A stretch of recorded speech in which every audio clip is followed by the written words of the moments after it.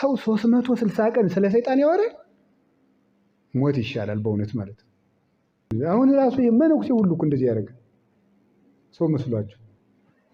እውነት መነኩሴ ሁሉ አሁን በቃ ይሄ እንትን ነው በቃ ለህልመ ሌሊት እቺን ደግመ 3 ጊዜ ደግመ ወደ ምዕራብ ዙረህ በእንትን ቅጠል ልውሰ ይላል። በቃ ወደ ህልመ ሌሊት አይነካም ተው እንጂ እንዲህ ተብሎ ጽድቁ ኋላ ሌሊት በጣዖት ከህልመ ሌሊት ተጠንቅቀ ኋላ ደግሞ ሌሊት ልጸልይ ማለት ነው።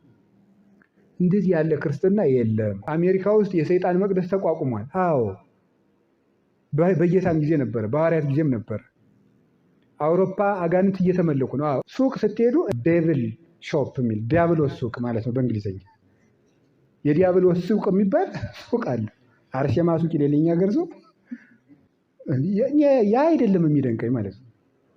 ከዛ ስትሄዱ ሱቁ ሁሉ የሚሸጠው ዲያብሎስ የዲያብሎስ ቀበቶ ያለበት ትገዛለህ። ሻንጣ ሁሉ የዚያን ሳምንት ሆቴል ብትሄዱ ኬክ ብትገዙ ዳቦ ብትገዙ በሙሉ የሚቀረጽበት የሚጻፍበት ነው የዲያብሎስ ምስል ነው።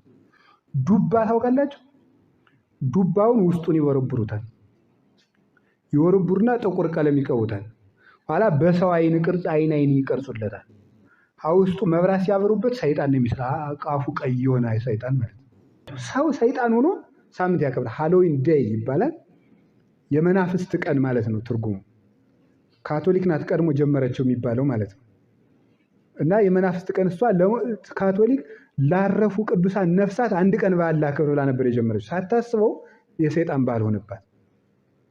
አሁን ይህንን ሁሉ ለሰይጣን እንዲህ እንደሚደረግለት የሰይጣን መጽሐፍ ቅዱስ እንደታተመን ያውቃለሁ። አምጥቼ እንደውም ቆይ አንድ ቀን አነብላችኋለሁ። እዚህ በእንግሊዝኛ ታትሟል። መጽሐፍ ቅዱስ ነው። አትስረቅ ሲል ስረቅ ነው የሚለው። 10 ትእዛዛት አሉት።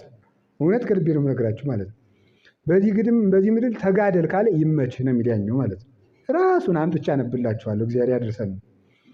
እኔ ይሄ እንዳለ ጠፍቶኝ አይደለም፣ ግን የምናገረው ምንድነው ክርስቶስን ዓላማ እናድርግ እንጂ ሰይጣንን በማሸነፍ ላይ